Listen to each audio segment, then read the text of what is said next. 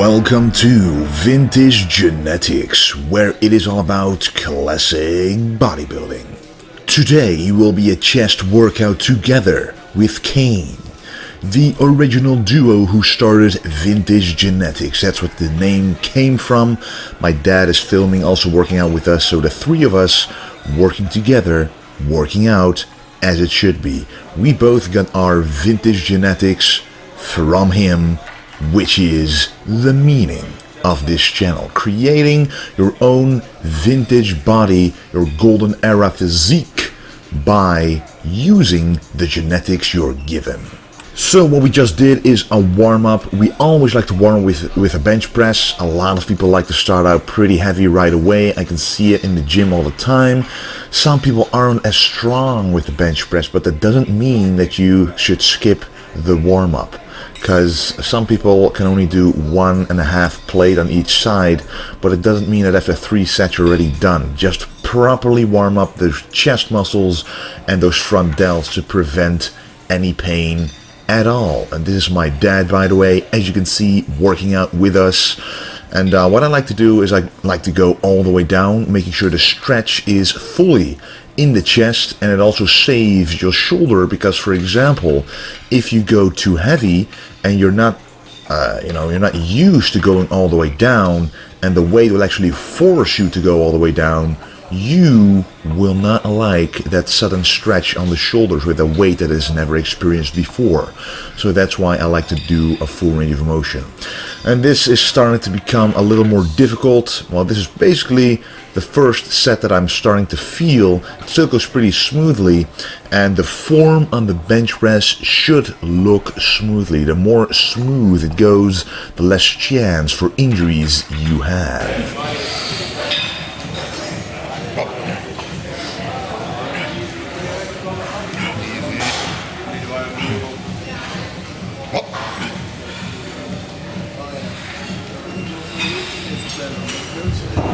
Zo ja. Makkelijk.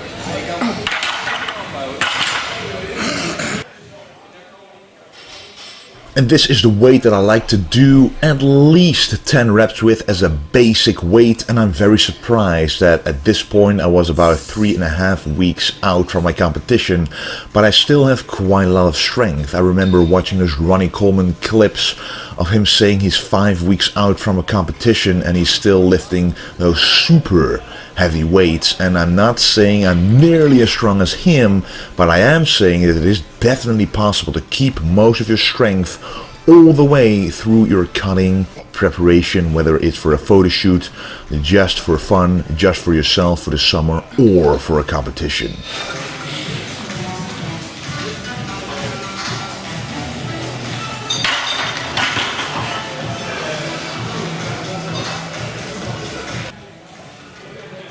So at first I like to go in steps of 20 kilos, but after my default set that I want to hit 10 reps with, 140, I start to do smaller increments of weight. So instead of adding 20 kilos in total, I add 15 kilos in total, because the difficulty after that set goes up exponentially. So you cannot keep adding the same weight and expect the same difficulty on your muscles. It will become more and more difficult. So first I added 15 kilos and now I added 10 kilos. And as you can see, it still goes pretty smoothly the first few sets, but now it's starting to become really difficult.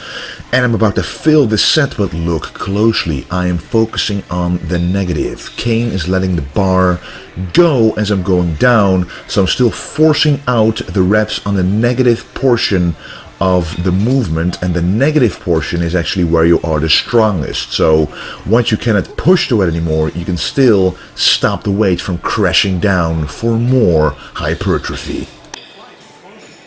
And then it's time for another classic exercise, the incline dumbbell press. I really like this movement because you can stretch down even further than the regular bench press. That is the difference between a barbell and a dumbbell. Doing chest, you can stretch further and you have a greater range of motion. You're also more free in how you perform the exercise. A lot of people have trouble with their shoulders on the bench press, and to those people I advise, if you simply cannot get rid of that pain, stick to dumbbells for a while until that pain subsides, and combine it with a special shoulder stretch that I actually have up on this channel. Just search fixing your shoulder issues, fixing your shoulder pain on my channel, and you get it. But the incline dumbbell press or the regular dumbbell press is a great way to prevent the shoulder from getting impinged too much, but still being able to contract and stretch the chest just as good.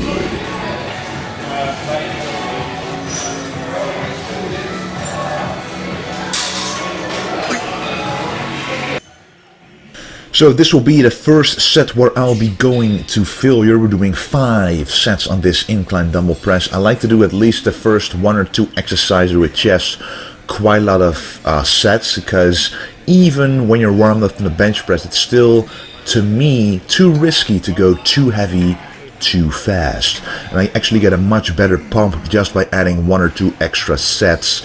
And these last 2 sets will be to failure. This is a regular set to failure. As you can see, KANE is helping me with the last 2 reps, getting it all the way up, but not helping excessively, but really making me work the weight up. If you're a spotter, just remember, you want the speed of the dumbbell to remain pretty much the same. So don't speed it up, don't let it slow down, just let it be about the same, so that the effort of the one who's pressing the weight, that effort is pretty much the same to the person itself. And this is an incline dumbbell press with a unilateral movement, which means one arm at a time. This is a really different sensation. Trust me, try this one out to really tire out each and every pec muscle. You only got 2, so with these movements you will tire out both of them at the same time to the max. And KANE, instead of doing that unilateral movement that I did, the individual pressing movement, he decided to go even heavier to the heaviest dumbbells available. 50 kilos, and these look different because this gym only used to have 46 kilos at the max, but they bought some new ones to accommodate the stronger lifters. So this is a very nice way to end the set also, with a very heavy weight for progressive overload. Hey guys, so listen to me. I want to work on my upper chest, but I am only doing 1 upper chest movement, because look at my chest right here. I am doing a decline movement, so you would expect I'm not doing any upper chest at all. Yet you can clearly see the entire pectoral muscles working. And this is why.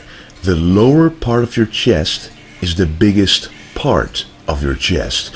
So when you target it specifically during this movement, you will immediately directly target the largest portion of meat, of muscle that your chest has to offer. So if you grow that, and when that looks bigger, the rest will follow. Arnold did not excessively focus on the upper chest, yet he had a massive chest, one of the biggest chests ever. So a lot of people make the mistake by focusing solely on that upper chest, starting out with the incline bench press, the incline flies, the incline dumbbell press, and so on. I only do 1 exercise because to me bodybuilding is about hitting the muscle from different angles. So we start out with the regular angle, then the incline angle, and then the decline angle. But to me, the decline has a special meaning for the chest because it directly hits the largest portion and the strongest portion of the chest, making hypertrophy occur sooner, faster. Just remind yourself of that. And then I decided to do this machine. I like to do 1 or 2 flies at least during my chest workouts.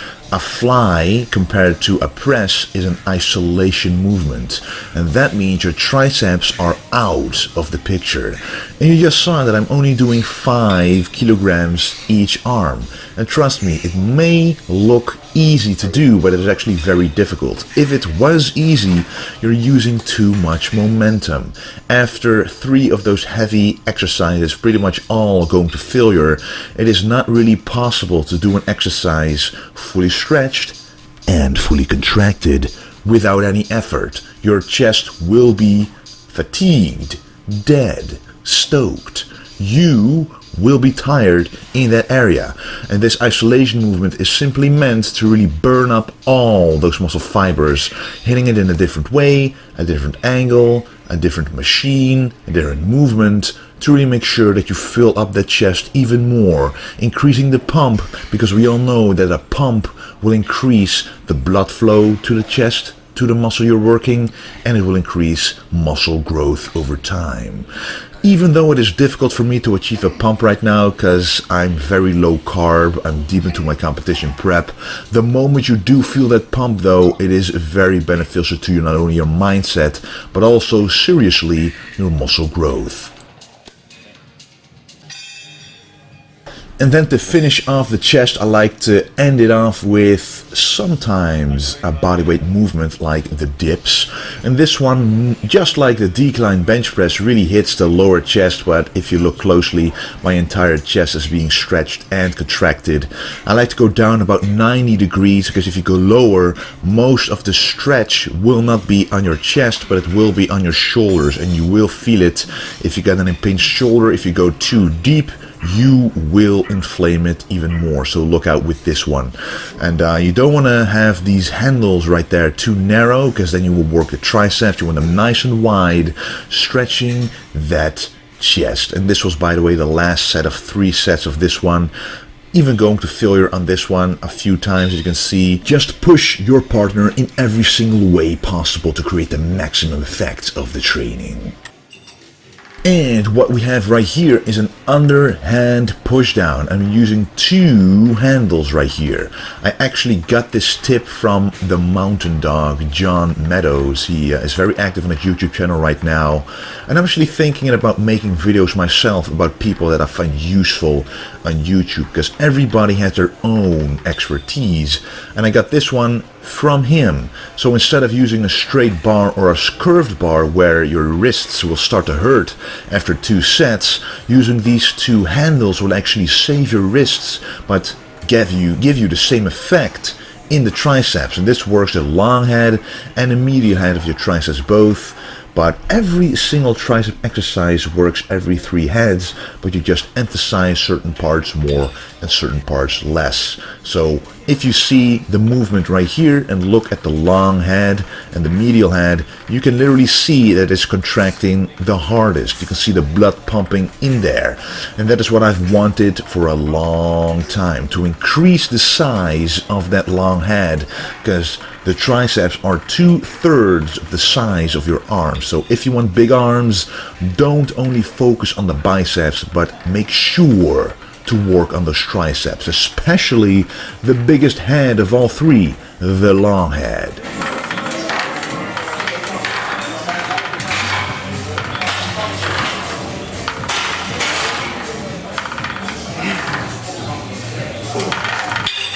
The nice thing about using these handles about an exercise like this is that you can finish off your exercise with one arm at the same time. Sometimes one arm is stronger than the other, sometimes one arm is bigger than the other, and a lot of people ask me this when I make them workout plans, is how can I fix an imbalanced muscle? So for example, when a tricep is bigger than the other, when a lat is bigger, when a bicep is bigger, and I always say, focus on unilateral movements like this, but always start out with your weakest or smallest arm, and with your stronger or bigger arm, match the reps that you were able to do with the weaker arm.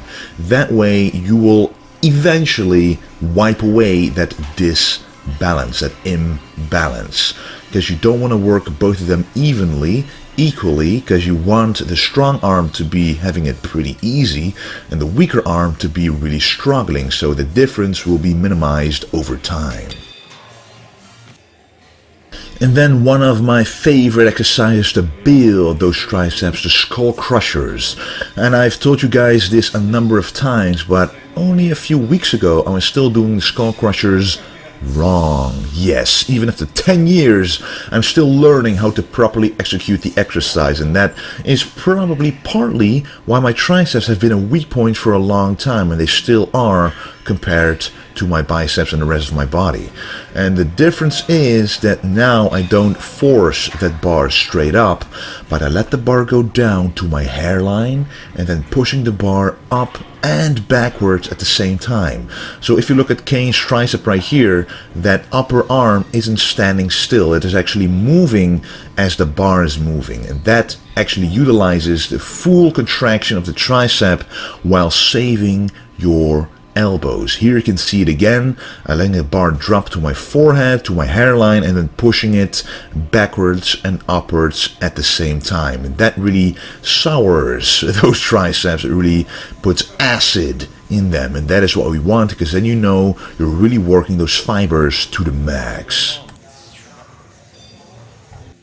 Anyway guys, that was the video of today. Don't forget the tank top that I'm wearing is a new vintage bodybuilding tank top by vintagegenetics.com. Check it out if you are interested. I want to thank you for your support. There's been a lot of traffic to the website lately, and I really appreciate your guys' support for watching the videos, for commenting, for liking the video. So yeah, if you like this video, please use the thumbs up to let me know, and that actually really helps me getting the video and getting the channel, getting the brand out there, which really helps the entirety of bringing classic bodybuilding to the forefront where it belongs. I want to thank you for watching, and don't forget to stay golden. Heavy right away. I can see it in the gym all the time. Some people aren't as strong with the bench press, but that doesn't mean that you should skip the warm-up, because some people can only do 1.5 plate on each side, but it doesn't mean that after 3 sets you're already done. Just properly warm up the chest muscles. Will be a chest workout together with Kane, the original duo who started Vintage Genetics. That's what the name came from. My dad is filming, also working out with us, so the 3 of us working together, working out as it should be. We both got our Vintage Genetics from him, which is the meaning of this channel. Creating your own vintage body, your golden era physique, by using the genetics you're given. So what we just did is a warm-up. We always like to warm up with a bench press. A lot of people like to start out pretty heavy.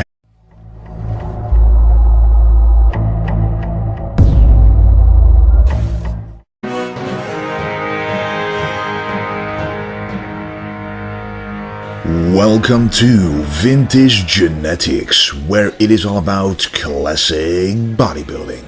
Today you will end those front delts to prevent any pain at all. And this is my dad, by the way, as you can see, working out with us. And what I like to do is I like to go all the way down, making sure the stretch is fully in the chest, and it also saves your shoulder, because for example, if you go too